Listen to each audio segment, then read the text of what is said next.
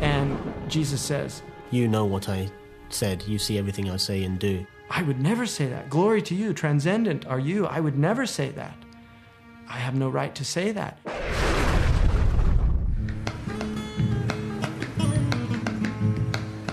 Zachariah King is a poet who runs an Islamic bookstall on Edgware Road. Priest in confession weep out through each town, almond sweet ground. This land will never suffer love again until my beautiful motley Maria is refound. His understanding of Jesus in the Quran influenced him to reject the Jesus of Christianity. Why aren't you Muslim? Why aren't I? I'm a Jew. You're a Jew? Oh, I was previously Christian. Ya Allah. Allah. Once I'd started to learn about Islam and realising that Jesus prayed, Jesus ate, Jesus went to the toilet, Jesus was born, Jesus had companions, all of these things, that he went through pain, that he went through anguish, that he beseeched his Lord. These things are not befitting for me of God and therefore the Son of God. For Christians to believe that Jesus was God in human form is absolutely fundamental, because it means that God understands us. God isn't some distant deity living in the glory of heaven. He can understand what it's like to be in pain, to be betrayed, to be hurt, to be bruised, to be bullied. God understands our situation. If Jesus was God, then who was supporting the world while he was supposed to be dead? Or if he was God, then who was he praying to? 3 books. What doesn't work is that God has family. I can't believe that Mary can give birth to God. For God to be God, he has to be the creator and not become part of creation.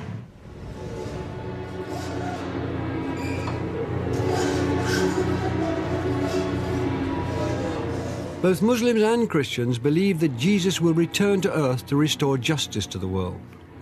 They also believe that before he returns, an evil person or system called the Antichrist will have gained influence over the planet. The story of the Antichrist, I think, should be made a film. The Islamic version of the Antichrist, not the other one. He's called the Antichrist, or the false Christ, because he stands for everything which goes against Jesus Christ's message. So instead of love and mercy, the Antichrist stands for hatred and war.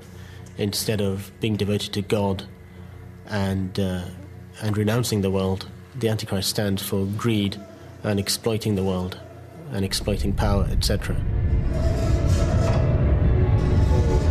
In Islamic tradition, the Antichrist is called Dajjal. And Dajjal really means the imposter, the liar, the deceiver. Now, if you look at the word Dajjal, which means Antichrist in Arabic, the root word is to put pitch or tar over a mangy camel. And what happens when you do that is the mange goes away. It suppresses it, like putting cortisone on eczema. And then you sell the camel because it looks good, and so the person buys it thinking it's a healthy camel, and then a week later the mange reemerges. In the Bible, the book of Revelation says there'll come a time when no one will be able to buy or sell without the mark of the Antichrist. 666, the mark of the beast. The main understanding of Muslim Antichrist prophecies is of an actual person. Vivid descriptions of his appearance and abilities can be found in the Hadith, the collected sayings of the Prophet Muhammad.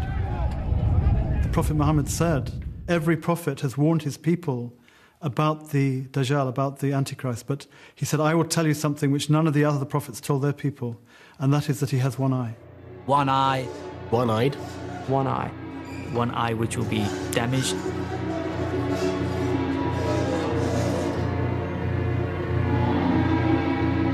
There will come a person who would rule using brute force, tyranny, who would disbelieve openly, who would kill, maim, and destroy anything and everything. He's the pitch man. He's the one who's like pitching you this, buy this product, the 7 deadly sins: lust, greed, pride, gluttony, right? You're really going to enjoy these. You're going to have a good time. He will do things that are beyond the ability of anyone. For example, by cutting a man in two, it says. Right down the middle. and bringing him back to life. I mean, after you witness such an event, it would be very difficult not to believe in such a person.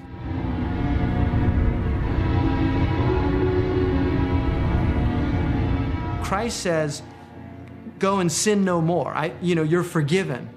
The Antichrist says, there's no sins to forgive. Go do whatever you want. Both Muslims and Christians agree that Jesus will return to defeat the Antichrist. But whereas the Bible uses metaphorical language to describe the event, Islamic tradition gives a blow-by-blow account of exactly what will happen when Jesus comes back.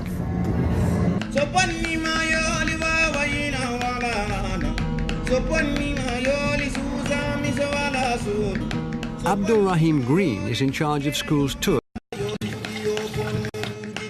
As a young man, he rejected the Christian Jesus for the Jesus of Islam. And I've always, had this, and still do have this great love and affection for Jesus. There's nothing that affects me quite as much as when I hear the Quran being recited. He's also a popular speaker at Islamic events and has been booked to tell the Muslim version of the second coming of Jesus. This is the time when Jesus, the son of Mary, Isa ibn Maryam, he will descend. Now, Isa... Carmen Schultz and Valerie Streit are two Christians who've come to find out more about the second coming of Jesus in Islam. In my faith as a Christian, obviously Jesus comes back, and I would like to see what are the similarities, what are the differences in the understanding.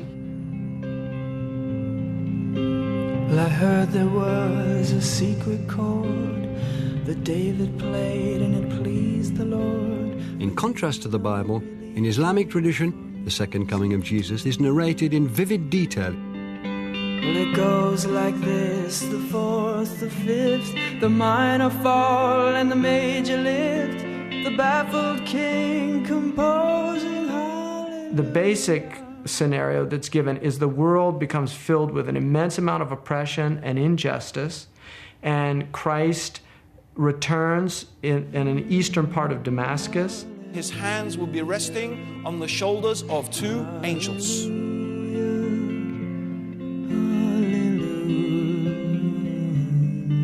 And his hair will be as if it is dripping with oil. And when he shakes his head, the beads will be like, the beads of the oil will be like pearls. Some of the details were different too, with the whole idea of the oil, and I thought it was interesting. I mean, I'd never heard of that before.